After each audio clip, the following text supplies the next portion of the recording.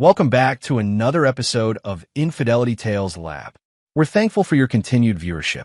Before we begin, tell us, where in the world are you watching from?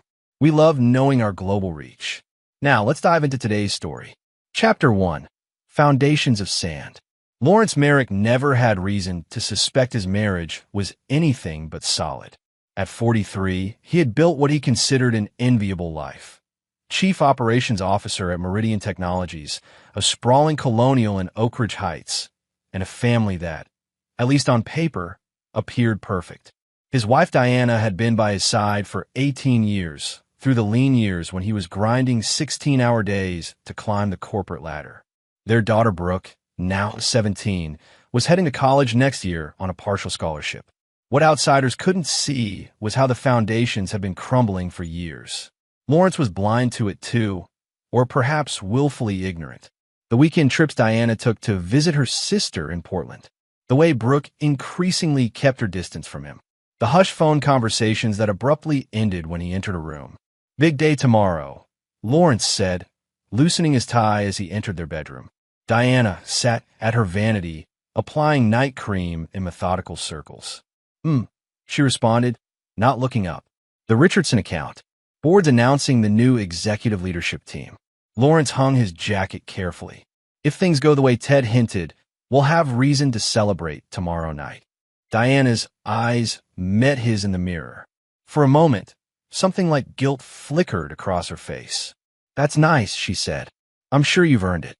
Lawrence hesitated, feeling the distance between them, a chasm that had been widening for months. He remembered when Diana used to get excited about his career milestones, when she'd arrange surprise celebrations and brag about him to her friends. "I made reservations at Lucille," he continued. "Table for 3 at 8. Thought Brooke might want to join us." Diana's hand stilled. "I'll let her know," she said, an odd note in her voice. In his home office, Lawrence reviewed the quarterly projections one last time. The Richardson acquisition had been his baby, 18 months of strategic planning and careful negotiation. His phone buzzed with a text from Ted Blackwell, his mentor and the CEO of Meridian. "Congratulations in advance. You knocked it out of the park." Board vote was unanimous. A warm flush of pride spread through Lawrence. After years of sacrifice, of missed family dinners and working holidays, the payoff was finally here. Executive Vice President. The salary bump alone would add another $200,000 a year, not counting the stock options. He thought of Diana's reaction when he'd paid off the mortgage on her parents' home 4 years ago, taking over the payments when her father's health took a turn. The gratitude in her eyes then almost made up for the growing coldness between them. In Brooke's room, music thumped behind a closed door. Lawrence knocked gently. "What?" came a muffled response. "Can I come in for a sec?" The music lowered, and Brooke opened the door, her expression guarded. Her room was a typical teenager's space. Clothes scattered across the floor, posters of bands Lawrence had never heard of, textbooks abandoned on the desk. "Big meeting tomorrow," Lawrence said, leaning against the doorframe. "I was hoping you'd join your mom and me for dinner tomorrow night. Lucille at 8. Brooke looked down, fidgeting with her phone. "I have plans tomorrow." "This is important, Brooke. Can you reschedule?" She shrugged, not meeting his eyes. "I'll see." Lawrence felt a familiar frustration rising. When had his daughter become this stranger? He remembered coaching her soccer team, the weekend spent teaching her to ride a bike, the bedtime stories. Now she could barely look at him. "Your mother will text you the details," he said finally, retreating. That night, Lawrence lay awake beside Diana, listening to her measured breathing. Something felt off, but he couldn't or wouldn't pinpoint what. Tomorrow would change everything, he told himself. Success had a way of fixing problems. Money had a way of papering over cracks. He didn't notice Diana checking her phone in the darkness, or the smile that played across her lips at the message she received. Chapter 2. The Ascent. The boardroom erupted in applause as Ted concluded his announcement. Lawrence stood, accepting handshakes and backslaps from his colleagues. The promotion to Executive Vice President of Operations was official, along with a corner office and direct reporting line to the CEO. "Speech," someone called out. Lawrence cleared his throat surveying the faces around him. Some genuinely happy for him, others masking envy beneath professional smiles. "I couldn't have done this without every person in this room," he began. "Especially Ted, who took a chance on me when I was just a project manager with big ideas." Ted raised his coffee mug in salute. "And of course, my family," Lawrence continued. "My wife Diana has been my rock for 18 years, through all the late nights and missed weekends. My daughter Brooke, who's put up with a dad who was sometimes more present on Zoom calls than at her school events." A few knowing chuckles rippled through the room. After the meeting, Lawrence retreated to his office to find it already being packed up for the move to the executive floor. His assistant Gina had arranged for a bottle of champagne and a card signed by his team. "Congratulations, Mr. Merrick," she said, beaming. "The movers will have everything in your new office by morning." "Thanks, Gina. And please, after 5 years, you can call me Lawrence." "Old habits," she smiled. "Oh, and your wife called while you were in the meeting. She asked if dinner could be moved to 7 instead of 8. Lawrence frowned. "Did she say why?" "No, just that 7 would work better for their schedule." Their schedule.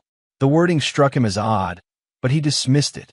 "Call Lucille and change the reservation," he said, "and let Diana know it's confirmed."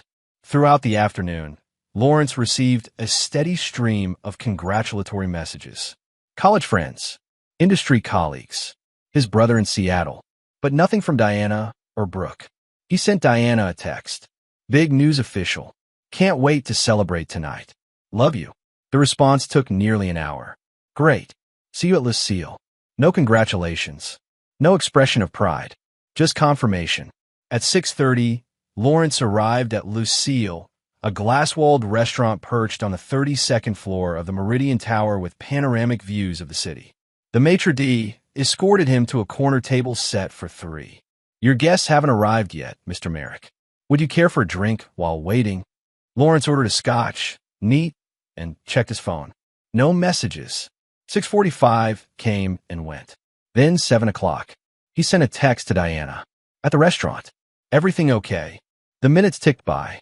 Lawrence nursed his scotch, making awkward small talk with the hovering server. At 7:30, his phone buzzed. Diana's face appeared on the screen. "You're not exactly a priority right now. Order without us." The message hit him like a physical blow. Lawrence signaled the waiter. "Could I see the wine list again?" He ordered the most expensive bottle on the menu, a $640 at Chateau Margaux, and a porterhouse for one. If he was going to celebrate alone, he'd do it properly. As he waited for his meal, Lawrence scrolled through his social media feeds, something he rarely did. And there it was, posted just 2 minutes ago. Brooke's Instagram account, one he barely checked since she rarely accepted his follow requests, had a new post. A photo of Diana, Brooke, and a man Lawrence recognized with a sickening jolt. Rick Stanford, Diana's college boyfriend before Lawrence. The man she'd nearly married before Lawrence entered the picture. The caption knocked the air from his lungs. "Family night out for the real success story. Congrats on the new boat, Uncle Rick. Hashtag family first, hashtag celebration vibes." The photo showed them at Marina Bay, champagne flutes raised beside a gleaming new boat, sunset casting them in golden light. Diana was wearing the dress she'd bought last week. The one she'd told Lawrence was for their dinner tonight. His steak arrived, but Lawrence had lost his appetite. He drained his wine glass, then refilled it to the brim. The waiter hovered nearby, sensing the shift in mood.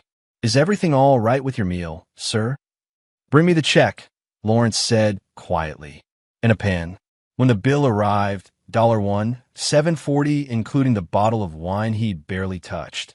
Lawrence signed it with a generous tip. As he rode the elevator down to the parking garage, his phone buzzed again. A text from an unknown number. "Hey Lawrence, Rick here. Diana told me about your promotion. Congratulations, man.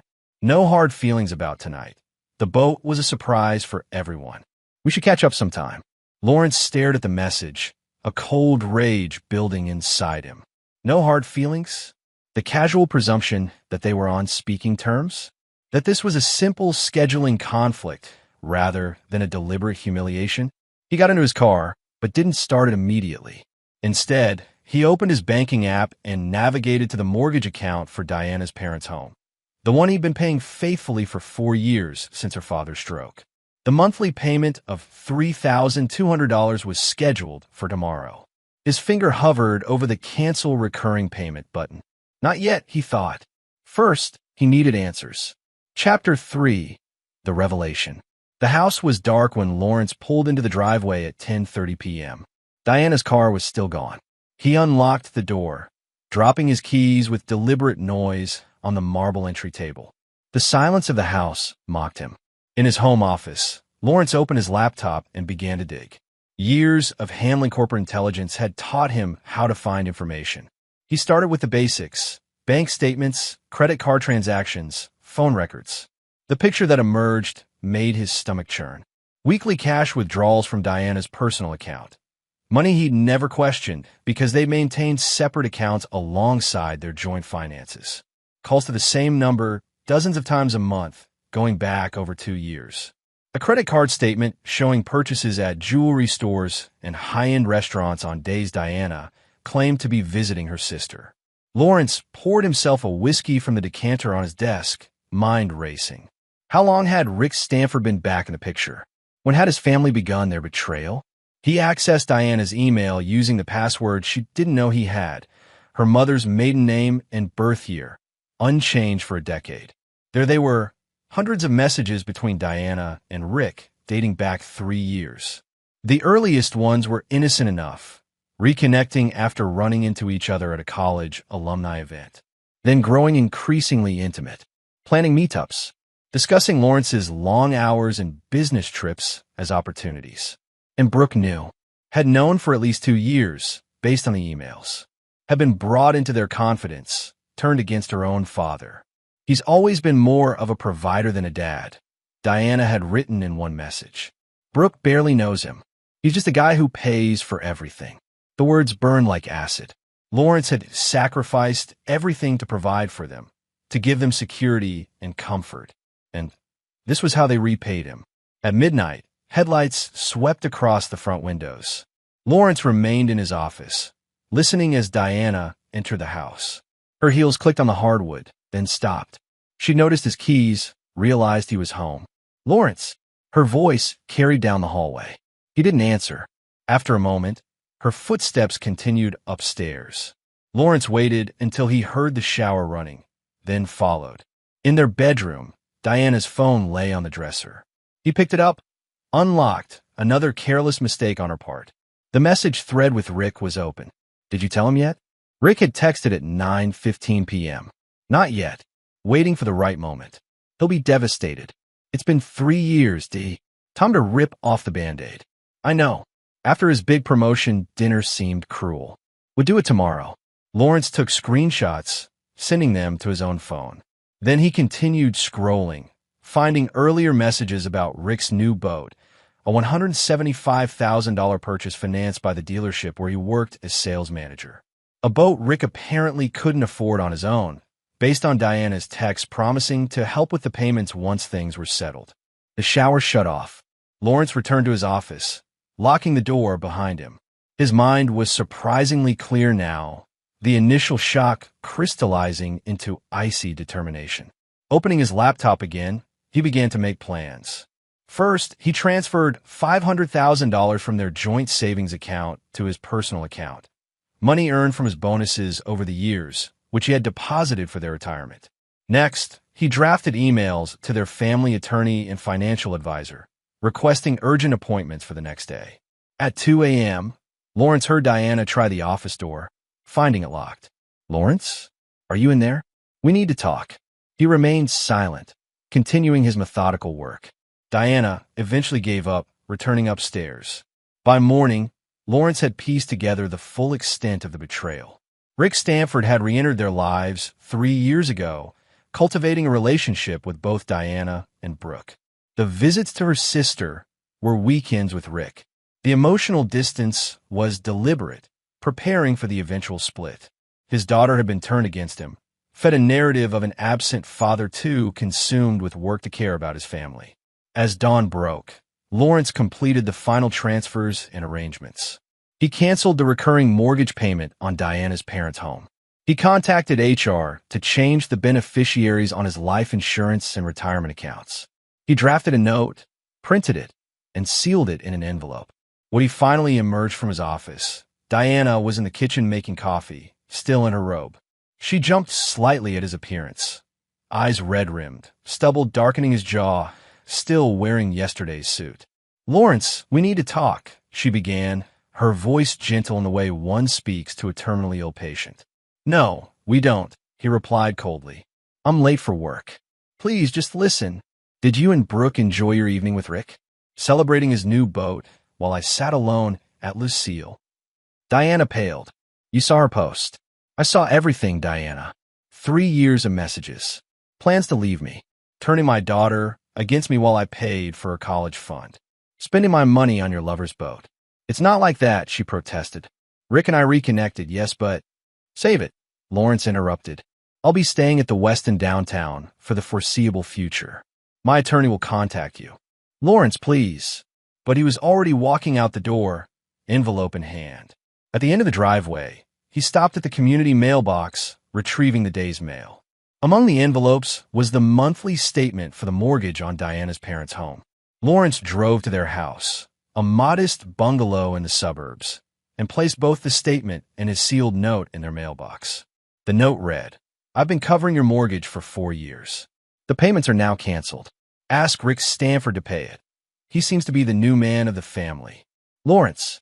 Then he drove to work, ready to begin his first day as executive vice president, and the first day of his meticulously planned revenge. Chapter 4: The Counterattack. By 9 a.m., Lawrence had settled into his new corner office, the nameplate already updated to reflect his promotion. He appeared remarkably composed for a man whose personal life had imploded overnight. His assistant Gina brought in his schedule and a coffee. "You look like you could use something stronger than coffee," she observed. "Rough night. You could say that. I'll need to make some changes to my calendar. Clear my lunch hour for a meeting with Philip Morton at Blake & Associates." Morton was his personal attorney, separate from the firm Meridian used. "Of course. Anything else?" "Yes. If my wife calls, I'm in meetings all day. And I'll need a hotel recommendation for an extended stay." Gina raised an eyebrow, but maintained her professional demeanor. "I'll take care of it right away." As she turned to leave, Lawrence added, "One more thing. Could you ask Ted if he's free for dinner tonight? Tell him it's important." With his immediate arrangements handled, Lawrence turned to his computer. First, he changed all his passwords, email, banking, investment accounts, everything Diana might have access to.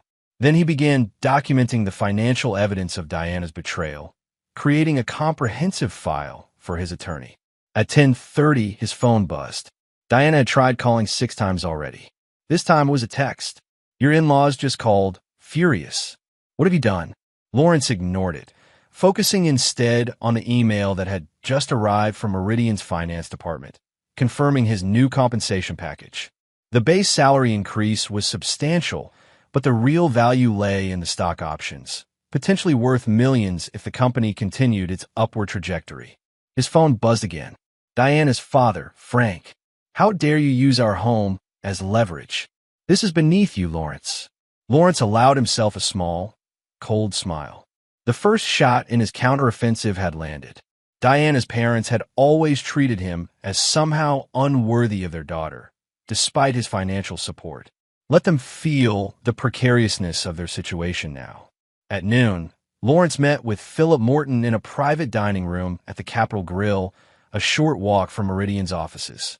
"You look like hell," Morton observed, passing him a folder of documents. "But your timing is impeccable. With this promotion, your financial position for the divorce is much stronger." "I don't want a settlement," Lawrence said, flipping through the papers. "I want to ensure she gets nothing beyond what the law absolutely requires." Morton leaned forward. "Lawrence, I've known you for 15 years. This scorched earth approach isn't you. It is now." Lawrence's voice was flat. "She and her lover have been planning this for years. My daughter is involved. I want everything documented, every advantage pressed." Morton sighed. "As your attorney, I'll execute your wishes. As your friend, I'm concerned. I appreciate the concern. Now, what's my next step?" "Immediate financial segregation. Change the locks on the house. Legally, it's complicated, but it creates leverage. Document everything, especially regarding your daughter's involvement, for custody negotiations. Lawrence shook his head. Brooke turns 18 in 4 months. Custody is irrelevant. Then it's primarily about asset protection. The mortgage payments you've been making on our parents' home, that's negotiating leverage. We can argue those were gifts to your wife's family, not marital assets to be divided. As they finished lunch, Lawrence received another text from Diana. 61 missed calls from my parents. My mother is hysterical. Dad's blood pressure is through the roof. How could you do this to them? Lawrence showed Morton the message. Perfect, the attorney said. She's admitting the financial dependency. Don't respond. Back at his office, Lawrence found an email from Rick Stanford. The subject line read, "Let's talk like adults. Lawrence, Diana told me about your reaction. I understand you're hurt, but pulling financial support from her elderly parents is low. This isn't about them. Be angry with us, not innocent bystanders. I've always respected you as the man Diana chose. I hope we can resolve this without collateral damage. Rick." The presumption of the email, the casual tone, the implied moral high ground, ignited Lawrence's rage anew. He drafted a reply, then deleted it without sending. Rick wanted a reaction. He wouldn't get one. Not yet. At 6 p.m., Lawrence met Ted Blackwell at Winston Steakhouse, another of the city's high-end establishments. "Quite a day for you," Ted said, raising his martini and toast. "First day as EVP, and now I hear rumors of personal drama." Lawrence had known Ted for over a decade. The older man had been his mentor, champion, and occasionally his confidant. "Diana's leaving me," Lawrence said simply. "For her ex-boyfriend. They've been seeing each other for 3 years. Ted winced. "Christ, Lawrence. I'm sorry. It gets better. My daughter isn't on it. They were celebrating his new boat purchase last night while I sat alone at my promotion dinner." Ted seemed at a loss. "That's cruel. I need a favor," Lawrence said, cutting to the chase. "The executive housing allowance. Is it available immediately?" Ted nodded. "Of course. I'll have HR expedite it. And Lawrence, take whatever time you need." "I don't need time," Lawrence replied. "I need to work. The more, the better." "Understood. Actually, there is the Singapore expansion. We need someone on site for a few weeks to oversee the transition. It would mean leaving immediately this weekend." Lawrence considered this. 3 weeks abroad would give him distance, time for his legal moves to take effect without daily confrontations. "I'll do it," he said. "Have travel arrange everything." That night, in his hotel suite, Lawrence received a call from a number he didn't recognize. He answered cautiously. "Dad." It was Brooke's voice, small and uncertain. Something twisted painfully in his chest. "What do you want, Brooke?" "Mom told me what you did. Grandpa and Grandma could lose their house." "How could you?" "How could I?" Lawrence's voice rose despite his efforts to control it. "How could you? My own daughter conspiring behind my back? Celebrating with your mother's lover while I sat alone at what should have been a family dinner. You were never there for us." Brooke shot back, her voice breaking. "Always working, always at the office. Uncle Rick actually showed up. He came to my debate competitions, my soccer games. Where were you?" The accusation struck deep, partly because Lawrence recognized the kernel of truth in it. There had been missed events, abbreviated weekends, work calls that interrupted family time, but never from lack of caring, always from his drive to provide, to secure their future. "Uncle Rick," Lawrence repeated, the term like poison on his tongue. "He's not your uncle. He's the man your mother has been cheating with for 3 years. While I paid for your private school, your college fund, your grandparents' mortgage. It's always about money with you." Brooke was crying now. "That's all you care about." "No, Brooke. I cared about our family. You and your mother were the ones who decided I wasn't worthy of basic respect or honesty." He ended the call, hands shaking. Part of him wanted to reach out to try to make his daughter understand. But the larger part, the wounded, betrayed part, couldn't forgive her participation in his humiliation. Lawrence opened his laptop and sent 2 emails. The first was to his bank, confirming the stop payment on Diana's parents' mortgage. The second was to his attorney, attaching screenshots of his conversation with Brooke as evidence of parental alienation. Then he booked a one-way ticket to Singapore, departing in 48 hours. Chapter 5. The Execution. Singapore greeted Lawrence with suffocating humidity and the sterile efficiency of a city-state built on corporate ambition. It suited his mood perfectly. For 3 weeks, he immersed himself in establishing Meridian's Asia-Pacific headquarters, working 18-hour days and collapsing into dreamless sleep in his luxury hotel suite. The distance gave him clarity. Each day, he received updates from Morton about the divorce proceedings. Diana had hired Richard Balling, a renowned divorce attorney known for securing generous settlements for wronged spouses. Their initial demand was predictably excessive: half of Lawrence's accumulated wealth, ongoing alimony of $12,000 monthly, and continued mortgage payments for her parents. They're overreaching, Morton assured him during their daily video calls. Standard opening gambit. But I'm concerned about some of your financial moves immediately after discovery. The judge might view them as attempts to hide assets. I'm not hiding anything, Lawrence replied. I'm protecting what's mine from people who betrayed me. While in Singapore, Lawrence maintained radio silence with Diana and Brooke. He ignored the increasingly desperate messages from Diana's parents about their mortgage situation. His only personal communications were with Ted Blackwell, who kept him updated on company matters, and Gina, who manages affairs back home. 3 days before his scheduled return, Lawrence received an unexpected email from Rick Stanford. Lawrence, this has gone far enough. Diana's parents are facing foreclosure notices. Is that really what you want? To punish innocent elderly people? I'm prepared to take over the mortgage payments, but the bank won't work with me without your cooperation. Let's resolve this like reasonable men. Rick?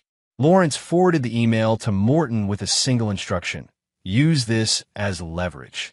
The next day, Morton called with news. They've revised their settlement offer significantly. No alimony, just asset division. And they're willing to include a non-disclosure agreement. No public statements about the circumstances of your separation. What changed? Lawrence asked, though he suspected he knew. Rick Stanford's financial situation is more precarious than it appeared. The boat purchase stretched him thin. He can't cover the mortgage on her parents' home without liquidating investments at a loss. Interesting, Lawrence said. Counter with this.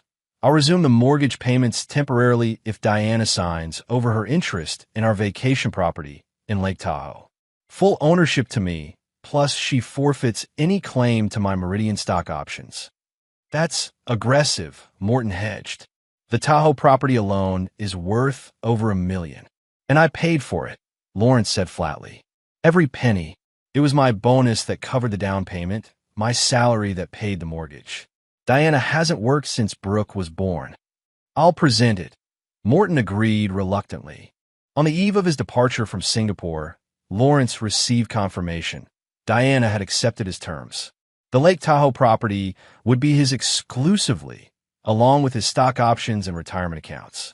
In exchange, he would temporarily resume mortgage payments on her parents' home, with the stipulation that they would cease permanently once the divorce was finalized.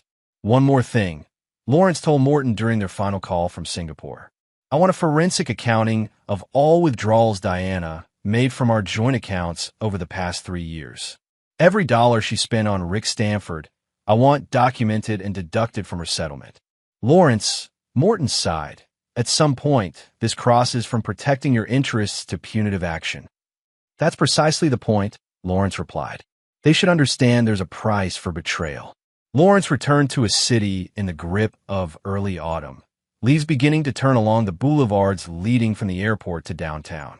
He had arranged for a corporate apartment, a sleek, minimalist 2-bedroom with views of the financial district where Meridian's headquarters dominated the skyline. His first meeting upon return was with Ted Blackwell, who had been running interference with colleagues curious about Lawrence's abrupt departure and the rumors of his marital troubles. Singapore was impressed, Ted said, settling into one of the leather chairs in Lawrence's office. The team you assembled is top-notch. Board's talking about making you point person on all international expansions. I'd welcome the challenge, Lawrence said. And the travel. Ted studied him carefully. How are you really doing? I'm focused on work, Lawrence deflected. The personal situation is proceeding as expected. Diana called the office twice while you were gone, Ted said carefully. Seemed quite distraught. Lawrence's expression hardened. That won't happen again. The settlement negotiations are almost complete. Good, good. Ted nodded, clearly uncomfortable. And your daughter? Brooke, right? A shadow crossed Lawrence's face. She made her choice. Ted cleared his throat. Listen, Lawrence, I've been divorced twice. It's hell, especially when kids are involved. If you need to talk. Thank you. Lawrence cut him off, but I'm handling it. That evening, Lawrence visited the house for the first time since the night of his discovery. He had arranged with Morton to collect personal items while Diana was at her weekly therapy appointment. Another detail he'd uncovered in his investigation, sessions she'd been attending for over a year, presumably to deal with the guilt of her affair. The house felt like a museum of someone else's life. Family photos on the walls, furniture he'd paid for but never had time to enjoy, the trappings of a successful family man. Lawrence moved efficiently through the rooms, filling boxes with only what mattered. His grandfather's watch, case files from significant career milestones, the few genuine personal mementos not tainted by association with Diana or Brooke. In Brooke's room, he paused. On her desk sat a framed photo he'd never seen before, Brooke flanked by Diana and Rick at what appeared to be a college campus tour. All three smiling broadly. A perfect family unit with no space for Lawrence. The betrayal felt fresh again, a knife twisting in an unhealed wound. He left the photo untouched, but opened Brooke's desk drawer. Inside was a leather-bound journal, the one he'd given her for her 16th birthday, monogrammed with her initials. He flipped it open, knowing it was an invasion of privacy, but beyond caring. The entries confirmed everything. Page after page detailed Brooke's growing relationship with Rick, who had positioned himself as the understanding father figure, the man who actually had time for her. Diana was described as finally happy and living authentically. Lawrence appeared mainly as an ATM, the distant provider whose absence was noted only when it inconvenienced them. One entry from 6 months ago struck particularly deep. Mom says once everything is settled with the divorce, Rick will probably officially adopt me. I haven't used Dad's last name on anything except legal documents for months anyway. Rick says he'd be honored to have me as a daughter. Lawrence replaced the journal, a cold certainty settling over him. This wasn't just about Diana's betrayal anymore. This was about the systematic erasure of his role in his own family, a coordinated effort to replace him while continuing to exploit his financial support. As he loaded the last box into his car, a familiar vehicle turned into the driveway. Diana's Audi, returning earlier than expected. Lawrence considered leaving immediately, but decided against it. This confrontation was inevitable. Diana emerged from the car, stopping short when she saw him. She looked thinner than he remembered, dark circles under her eyes. "Lawrence," she said, her voice carefully neutral. "Morton said you'd be coming for your things." "Just finished," he replied coldly. "We need to talk about Brooke," Diana said, taking a step toward him. "She's devastated by all this. She won't even speak to her grandparents because of the mortgage situation." Interesting priorities, Lawrence noted. Not devastated by betraying her father, just by the consequences. She's a child, Lawrence. She's 17, Diana. Old enough to understand loyalty. Old enough to know that celebrating with her mother's lover while her father sits alone at a restaurant is cruel. Diana's composure cracked. "What do you want from us? Blood? You've taken a house in Tahoe, your precious stock options, frozen accounts, Brooke, and I need for basic expenses. I've paid every household bill," Lawrence interrupted. "I've maintained Brooke's college fund. I've even temporarily resumed payments on your parents' mortgage, despite having no obligation to support them. What exactly are you lacking, Diana?" "Dignity," she snapped. "You're punishing us financially because your pride is hurt." Lawrence laughed, a harsh sound devoid of humor. "My pride? You and Rick and our daughter, yes, our daughter, the one he's planning to adopt, conspired for years behind my back. You use me for financial support while building a life that excluded me. And you talk about dignity?" Diana paled. "How do you know about the adoption discussion?" It doesn't matter. What matters is that it stops now. Brooke can change her name after she turns 18 if she wants, but there will be no adoption while she's a minor. And if you or Rick attempt it, every financial accommodation I've made ends immediately. You can't control everything with money, Lawrence, Diana said, tears forming in her eyes. That's why I left. Everything was always a transaction with you. No, Diana. A transaction implies both parties receive something of value. All I got was betrayal. He got into his car and drove away, leaving Diana standing in the driveway of the home he still technically owned, but would never call his again. Chapter 6. The Calculation. 1 month after his return from Singapore, Lawrence sat in Morton's office reviewing the final divorce settlement. The terms were favorable beyond what most wronged spouses could expect. Lawrence retained a primary residence, which he planned to sell, the Lake Tahoe property, his full retirement accounts, and all Meridian stock options. Diana received a cash settlement equivalent to approximately 20% of their marital assets, plus the vacation timeshare in Florida that Lawrence had never particularly enjoyed. Most importantly, the settlement included ironclad confidentiality provisions and penalties for disparagement. Neither party could publicly discuss the reasons for their divorce, a condition Lawrence had insisted upon to protect his professional reputation. She's agreed to everything, Morton said, sliding the document across his desk. Frankly, I'm surprised. Balling usually fights harder. He fought, Lawrence replied, skimming the pages. I just had more leverage. About that leverage, Morton hesitated. The forensic accounting revealed something interesting about Rick Stanford's boat purchase. Lawrence looked up. I'm listening. The down payment, $35,000, came from a joint account Diana opened with Brooke last year. An account funded primarily by the emergency cash you've been giving Brooke monthly since she started driving. The revelation should have angered Lawrence, but he felt oddly detached. Of course, they had used his money to finance Rick's toys. The pattern was consistent. Does Diana know you discovered this? No, Morton confirmed.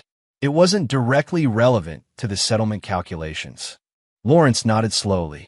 Keep it that way. I may need it later. Outside Morton's office, Lawrence checked his phone to find 3 missed calls from Ted Blackwell. He returned the call immediately. Lawrence, good, Ted answered. Can you come to the office? Something's come up with the Singapore project. Within the hour, Lawrence was seated in Meridian's executive conference room with Ted and 2 board members he didn't know well. The atmosphere was tense. We've received concerning information, Ted began, uncharacteristically formal, about your activities during the Singapore assignment. Lawrence kept his expression neutral. What kind of information? Allegations that you used company resources for personal activities. Specifically, that you directed the legal team in Singapore to investigate a Rick Stanford, who has no connection to Meridian's business interests. Lawrence felt a cold prickle along his spine. He had indeed asked Meridian's Singapore legal department to run a background check on Rick, curious about his financial situation. It had seemed a minor request at the time, a small use of company resources during his management of a major project. I can explain, Lawrence began, but Ted raised a hand. Before you do, you should know this complaint came from Stanford himself. He apparently has a friend who works for a Singapore contractor. We learned about the inquiry. He contacted our ethics hotline. The trap was elegant in its simplicity. Rick had used Lawrence's own company against him, potentially undermining his new executive position. A petty revenge for the financial pressure Lawrence had applied. It was a momentary lapse in judgment, Lawrence admitted. During a personally difficult time, my wife was leaving me for this man, and I wanted to ensure there were no financial entanglements that might affect Meridian if the situation became public. Ted and the board members exchanged glances. That's understandable, one of them said cautiously, but still a misuse of company resources. I accept full responsibility, Lawrence said, and will accept whatever reprimand the board deems appropriate. Ted looked relieved. Given your record and the circumstances, the board is inclined toward leniency. A formal reprimand in your file, reimbursement of the legal department's time, and mandatory ethics refresher training. Thank you, Lawrence said, maintaining his professional demeanor. I appreciate the consideration. After the meeting, Ted pulled Lawrence aside. That was a close one.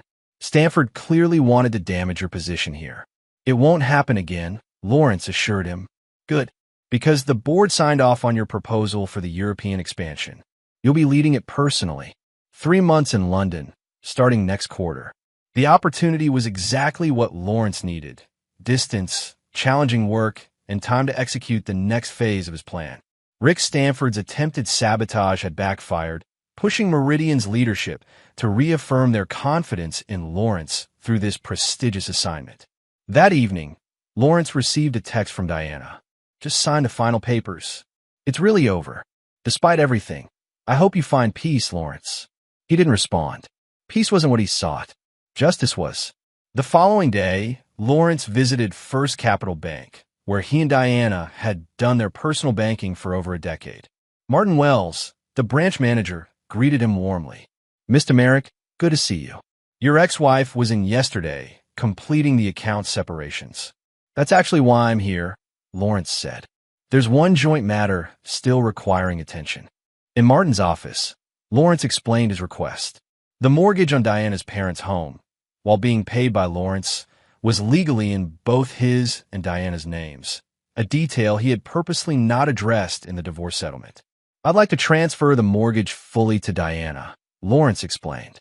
Remove myself completely from the obligation. Martin looked uncomfortable. That would require her to qualify for the loan independently, Mr. Merrick. Based on her financial declaration in your divorce filing, that seems unlikely. I understand, Lawrence said, but I'd like to try anyway.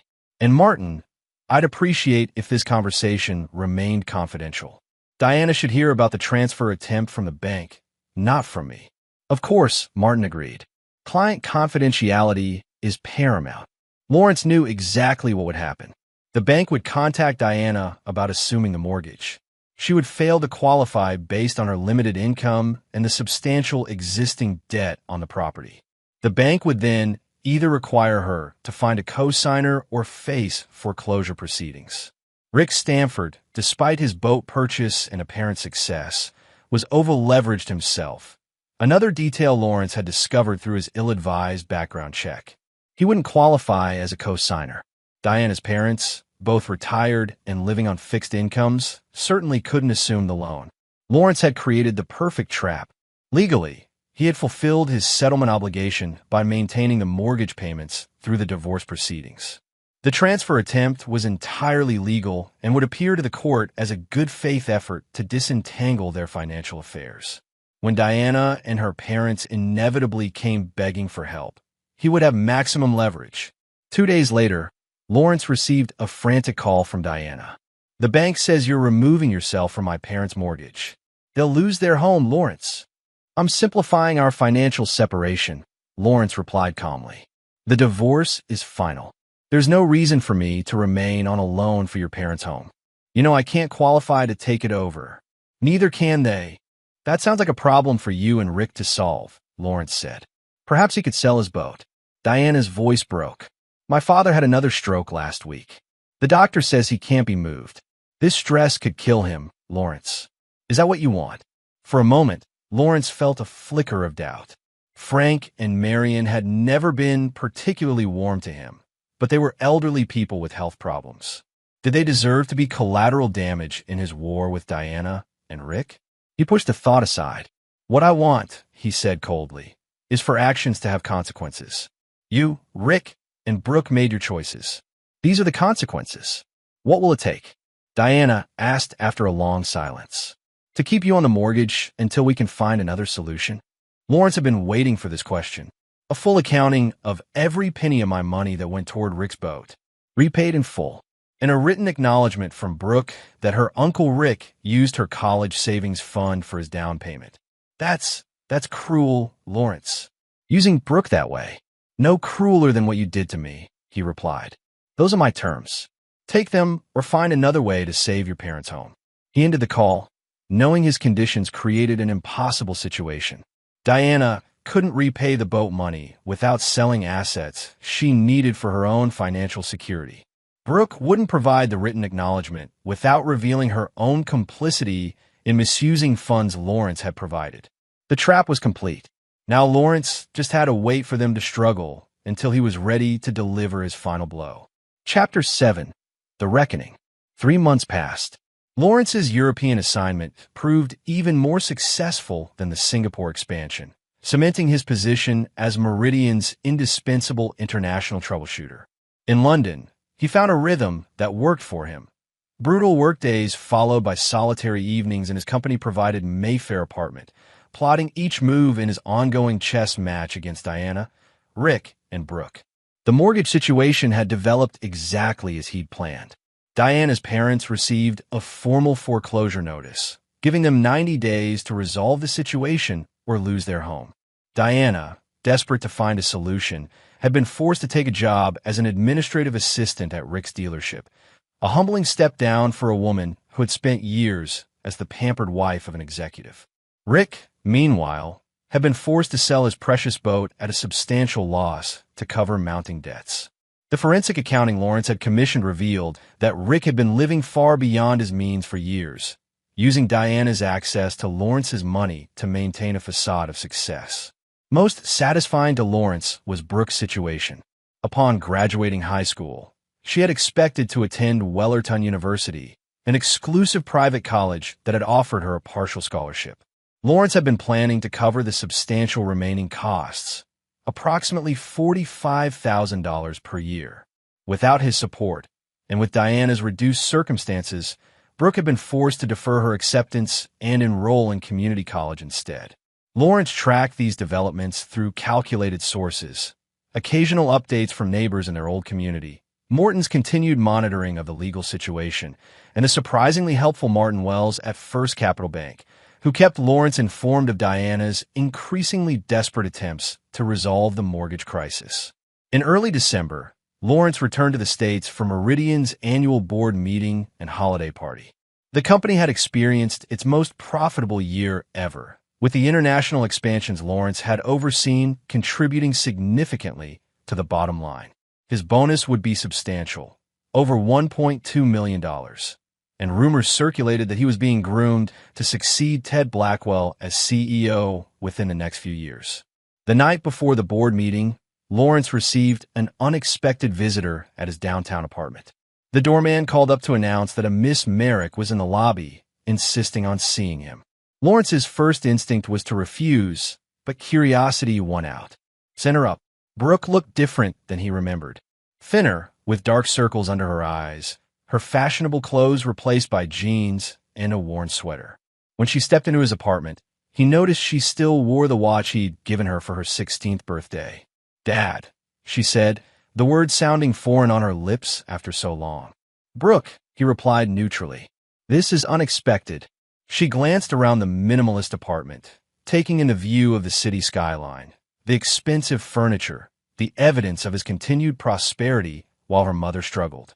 "I need to talk to you about Grandpa and Grandma's house," she began.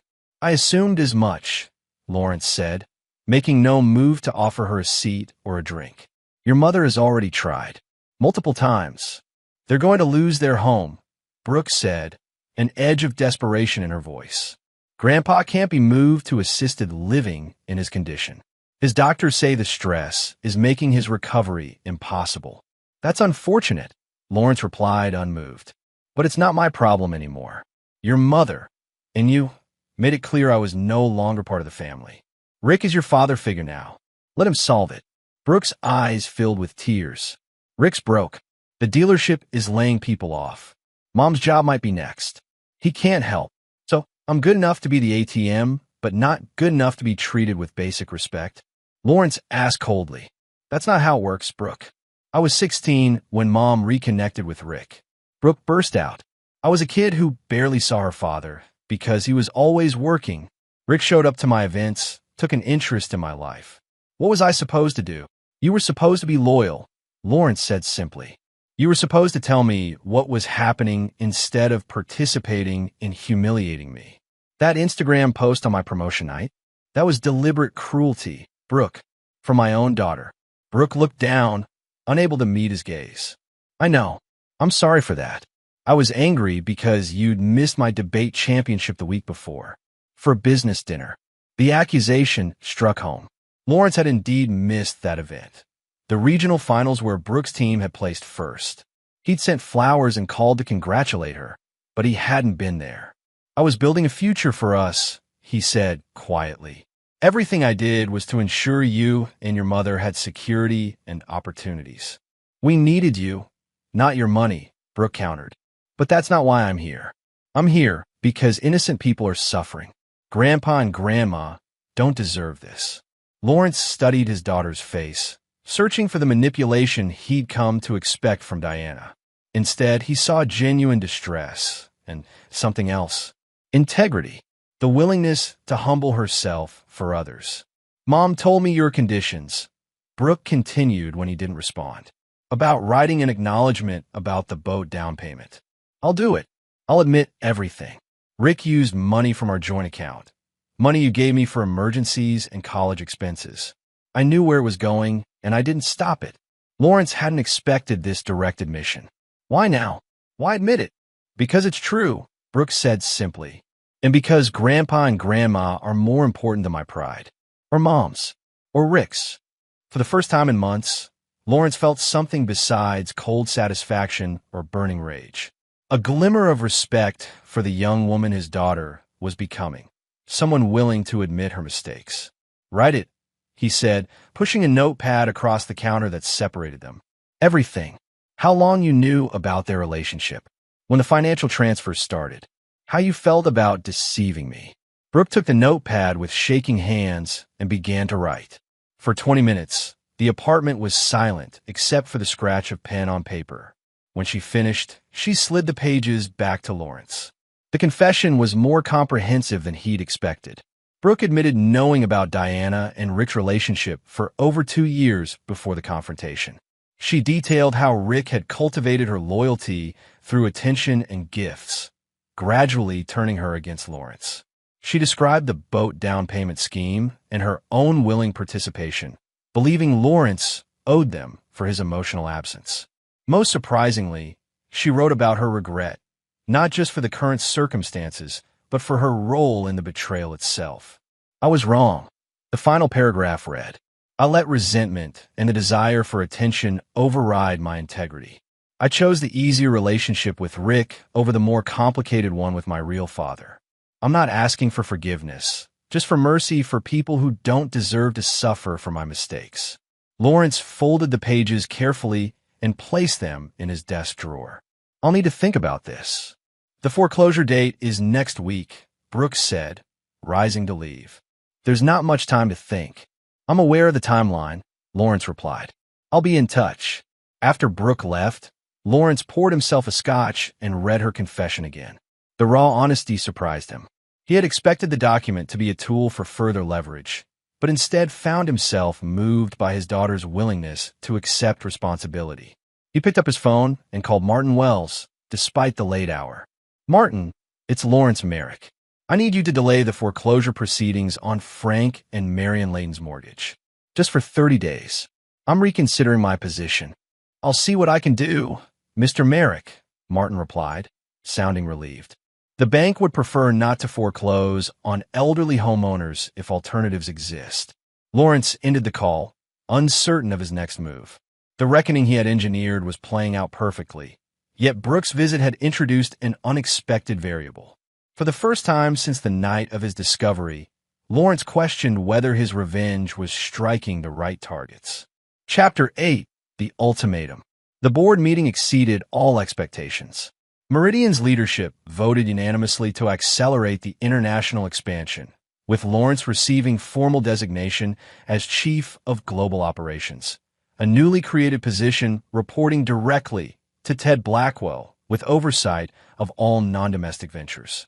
"It comes with a substantial compensation increase," Ted told him afterward, "and a seat on the executive committee. You've earned it, Lawrence." The recognition should have been satisfying, vindication that his professional worth remained untarnished by his personal trials. Instead, Lawrence found himself distracted, Brooks' confession weighing on his mind. The raw vulnerability of her admission had cracked something in his carefully constructed armor of righteous vengeance. After the meeting, Lawrence drove to a part of town he'd avoided for months, the middle-class neighborhood where Diana's parents had lived for over 40 years. The modest ranch-style home looked shabbier than he remembered, the once meticulous landscaping now overgrown. A ramp had been added to the front steps, accommodation for Frank's limited mobility after his strokes.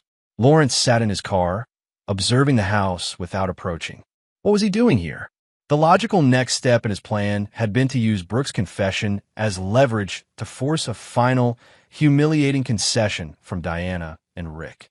Instead, he found himself questioning whether destroying Diana's parents served any purpose beyond cruelty. His phone buzzed with a text from Diana. "Brooke told me she came to see you. Whatever you're planning, please leave her out of it. This is between us." Lawrence started the car and drove away without replying. He needed clarity before making his next move. The holiday party that evening would provide a necessary distraction, a chance to accept congratulations from colleagues and bask in his professional success, while he considered his personal vendetta. The party was held at the Marquis, an exclusive hotel downtown whose ballroom Meridian had reserved for the occasion. Lawrence arrived fashionably late, accepting a glass of champagne from a passing waiter as he entered. Colleagues immediately gravitated toward him, offering congratulations on his promotion and inquiring about the European expansion. An hour into the event, Lawrence excused himself from a conversation with board members to get another drink at the bar. As he waited, a familiar voice behind him sent a jolt through his system. "You look good, Lawrence. Success suits you." He turned to find Rick Stanford standing there, incongruously elegant in a well-cut suit that Lawrence suspected was rented for the occasion. Up close, Rick showed signs of strain, new lines around his eyes, a tightness to his smile that hadn't been there in Diana's Instagram photos. "What are you doing here, Stanford?" Lawrence kept his voice low, conscious of colleagues nearby. "Looking for you, actually," Rick replied with forced casualness. "Your assistant was kind enough to mention this event when I called your office." Lawrence made a mental note to have a word with Gina about screening calls more carefully. "You have 30 seconds before I have security escort you out." Rick's facade of confidence wavered. "It's about Frank and Marion's house. The bank called yesterday. They've delayed the foreclosure, but it's still happening. And this concerns me how?" Lawrence asked coolly. "Cut the act, Lawrence. You know exactly what's happening. You engineered it." "No, Rick. You and Diana engineered it when you decided to play house with my family while I paid the bills. Actions have consequences." Rick glanced around the opulent ballroom. The successful executives in designer clothes, the lavish decorations, the general atmosphere of prosperity, and Lawrence saw naked envy in his eyes. "What do you want?" Rick asked finally. "To completely destroy us? Will that satisfy you?" The question gave Lawrence pause. What did he want? The initial rage had cooled, replaced by calculated execution of a revenge plan that now seemed increasingly hollow. "I want you at my apartment tomorrow morning at 9, Lawrence said after a moment. "You, Diana, and Brooke. We'll discuss terms then." "Terms for what?"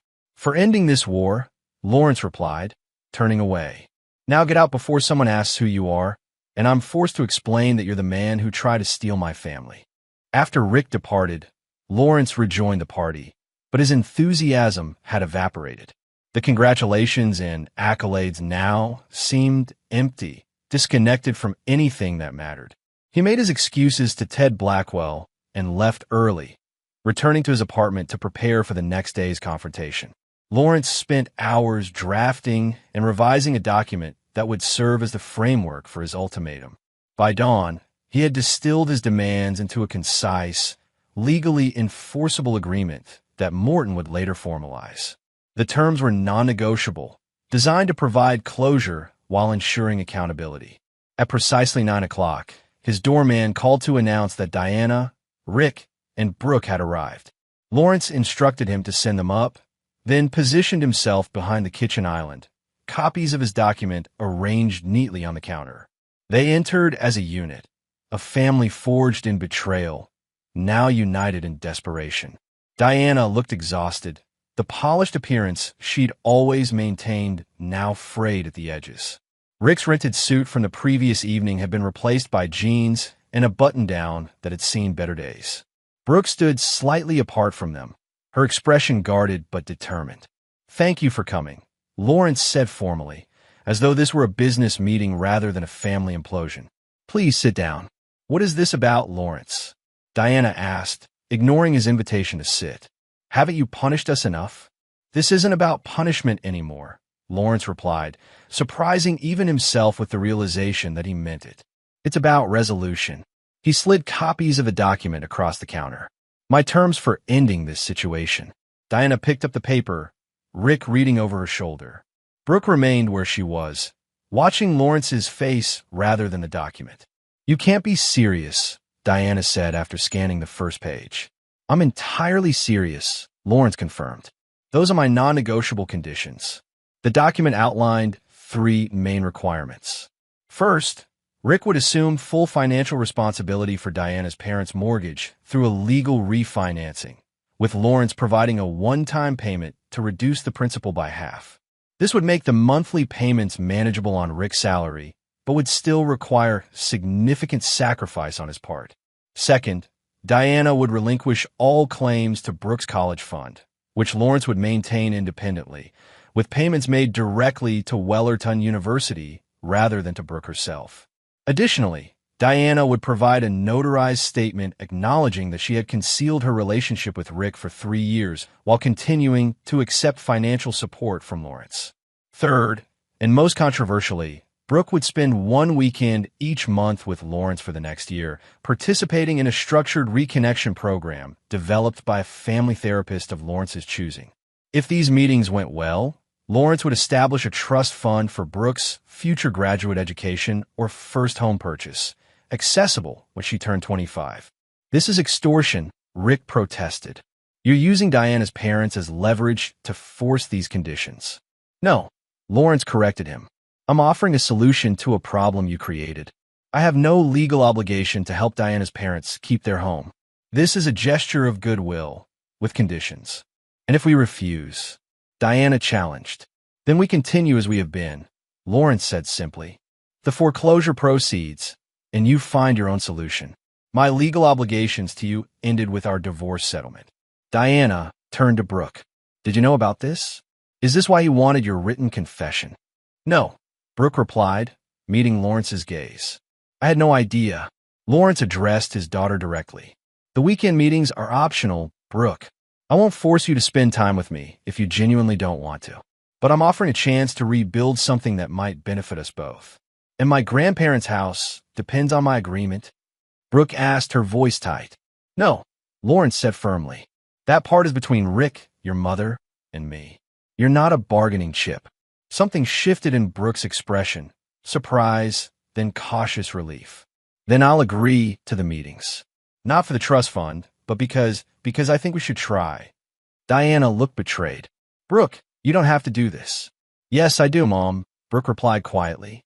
"Not because Dad's forcing me, but because it's right." We hurt him. Badly. And pretending otherwise doesn't make it untrue. Rick stood silent, his expression unreadable as he reread the document. Finally, he looked up at Lawrence. "You want me to struggle making these payments? To feel the burden every month?" "Yes," Lawrence acknowledged without pretense. "I want you to feel the weight of responsibility you so eagerly took on when you decided my family was yours for the taking." "I can live with that," Rick said unexpectedly. "At least it's honest." Unlike the past 3 years. Diana looked between the two men, disbelief evident on her face. "You're actually considering this, Rick? What choice do we have, Diana?"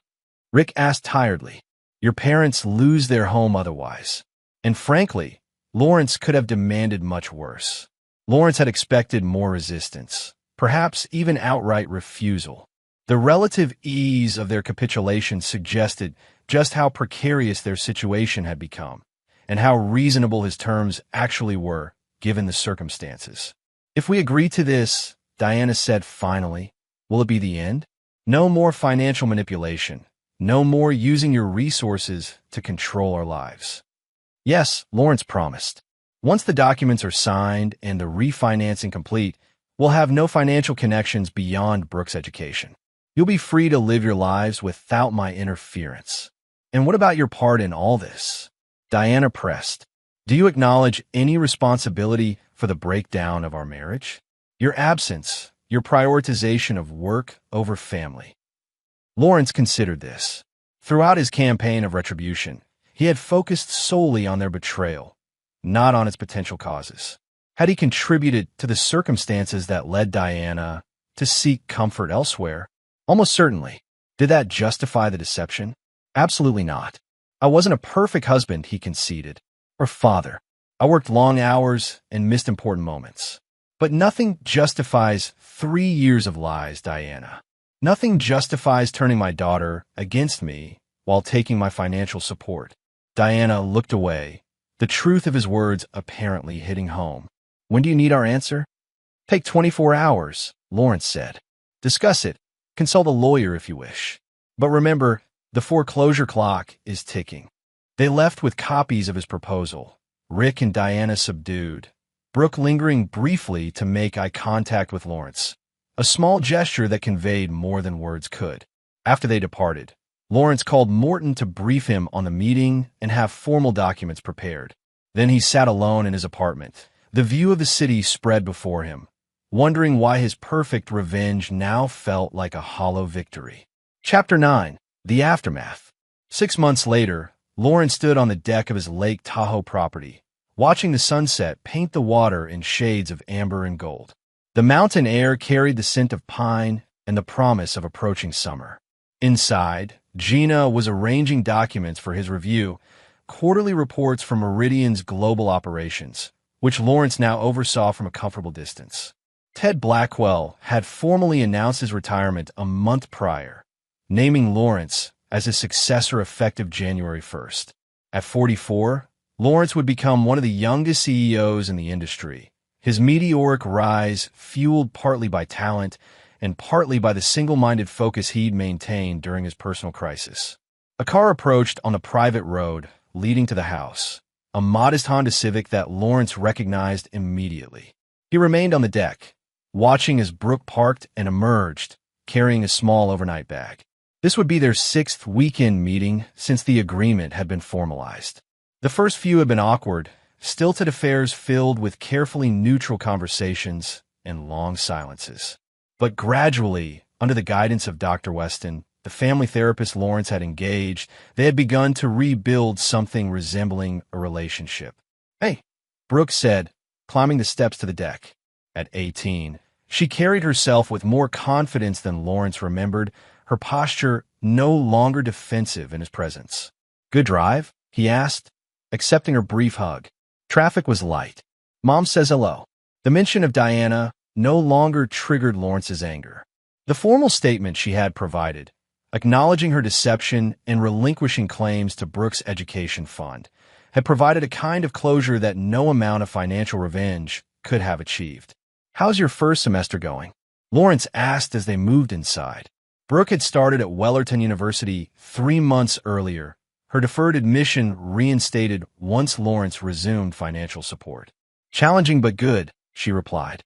"My economics professor suggested I consider adding finance as a second major." Lawrence felt a flicker of pride. "You've always had a head for numbers." "Wonder where I got that from," Brooke said with a small smile. Gina looked up from her organization of documents. "Everything's ready for your review, Mr. Merrick. The Tokyo numbers look especially promising." "Thank you, Gina. That's all for today. Enjoy your weekend." After his assistant departed, Lawrence gave Brooke a tour of the recently renovated property. He had purchased the neighboring lot, doubling the lakefront footage and adding a guest house where Brooke would stay during her visits. "It's really beautiful," she commented, looking out at the lake from her temporary quarters. "I haven't been here since I was 14. "I remember," Lawrence said. "You spent the entire week on the dock with your sketchbook." Brooke looked surprised. "You remember that?" "I remember more than you think," Lawrence replied, "including the drawing you did of the old boathouse that used to be down there. I still have it somewhere." The conversation over dinner flowed more naturally than during previous visits. Brooke described her classes, her new roommate, the campus activities she joined. Lawrence shared updates on his work, carefully edited to avoid the impression of prioritizing business over their time together. Have you heard from Rick lately? Lawrence asked as they moved to the living room with coffee. The question would have been unthinkable 6 months ago, but therapy had helped Lawrence separate his feelings about Rick's actions from his concern for Brooke's well-being. Brooke hesitated. He's struggling. The boat dealership closed last month. Economy's hitting luxury purchases hard. He's working at the Toyota place across town now. Less commission. And the mortgage payments? He's managing, Brooke said. Barely. Mom's promotion at the insurance office helps. They're not living large, but the bills get paid. Lawrence nodded, satisfied. Not because Rick was struggling, though the petty part of him still took some satisfaction in that, but because he was honoring his commitments despite the difficulty. It spoke to a character that Lawrence had previously refused to acknowledge might exist. And your grandparents? Grandpa's doing better since the stress of possibly losing the house lifted. Grandma says he's even talking about planting a garden next spring. The conversation lulled into comfortable silence. Brooke sipped her coffee, then set it down decisively. Can I ask you something, Dad? Something we haven't really talked about in therapy? Lawrence tensed slightly, but nodded. Of course. Are you happy? I mean, you got everything you wanted. The promotion, the house, your revenge. Did it fix anything?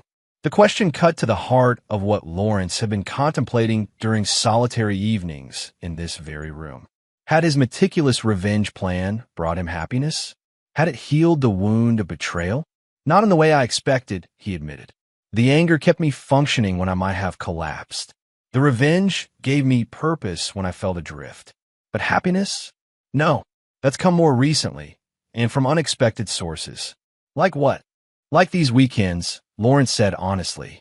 Getting to know my daughter as the adult she's becoming, rather than the child I remember. Finding meaning in building something rather than tearing it down.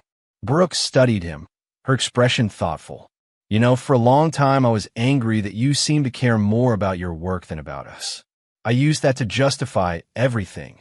The lies, letting Rick step into your role, even that Instagram post that hurt you so much. Lawrence waited, sensing she needed to continue. But I've realized something over these past months. You never stopped caring. You just didn't know how to show it except through providing for us. And we, especially Mom and I, never acknowledged how much that mattered. The admission struck Lawrence deeply. For years, he had measured his worth as husband and father through financial provision, professional achievement, creating security. The emotional connection had seemed secondary, a luxury compared to the essentials of keeping his family safe and comfortable. I made mistakes too, Lawrence acknowledged. I should have been more present, more attuned to what was happening in my own home. Maybe we all got what we deserved, Brooke suggested. Mom and Rick have each other, but they'll struggle financially for years. You got your career success and financial security, but lost your family. And she paused. I learned that loyalty matters, that actions have consequences. And what about now? Lawrence asked. What do we deserve now? Brooke considered this. Maybe a second chance? Not to go back to what was, that's impossible, but to build something new that acknowledges the past without being defined by it. Lawrence thought about the trust fund he had established for Brooke, set to mature when she turned 25.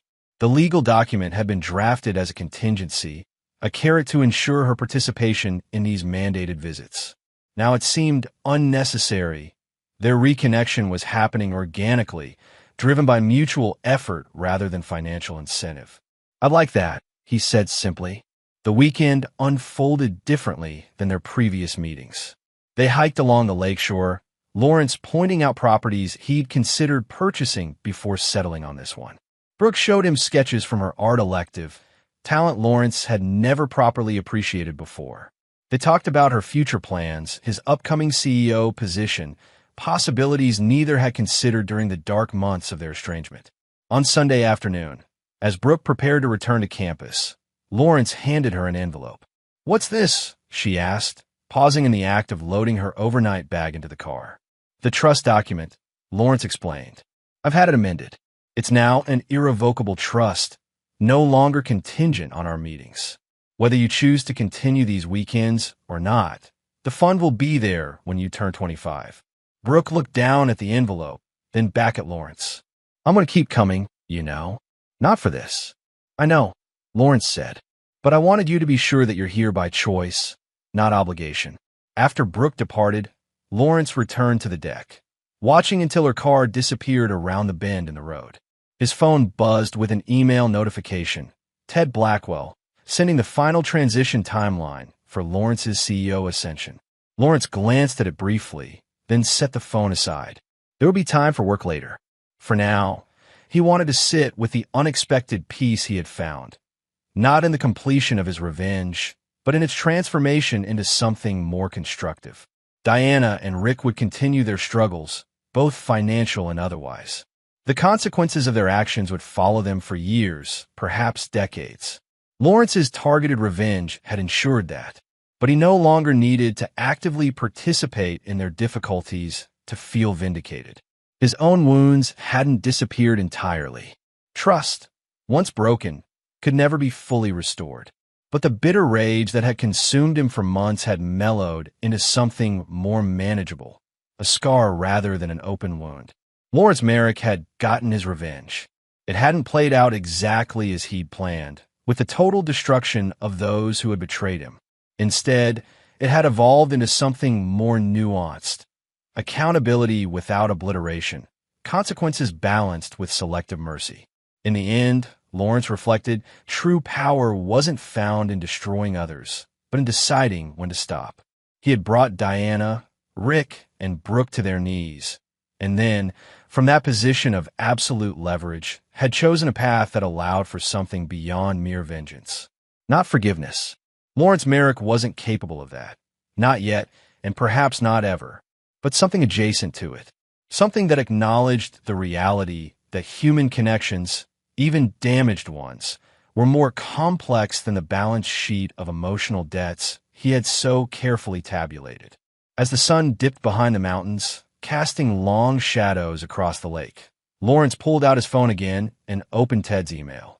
Tomorrow he would return to the city, to Meridian's headquarters, to the life he had built from the ashes of personal betrayal. He would continue to excel, to lead, to achieve. But he would do so now with a different understanding of success, one that couldn't be measured solely in stock options or corporate titles or financial retribution. One that included weekend conversations with his daughter and the gradual rebuilding of a relationship he had once thought irretrievably lost. It wasn't the ending he had originally planned in those dark days after discovering Diana's betrayal. It was perhaps something better. And there you have it. Another story comes to an end. What did you think? I'd love to hear your thoughts in the comments below. If you enjoy this story, consider joining our community by subscribing. It means the world to us. For more stories like this one, check out the recommended videos on screen. And I'll see you there.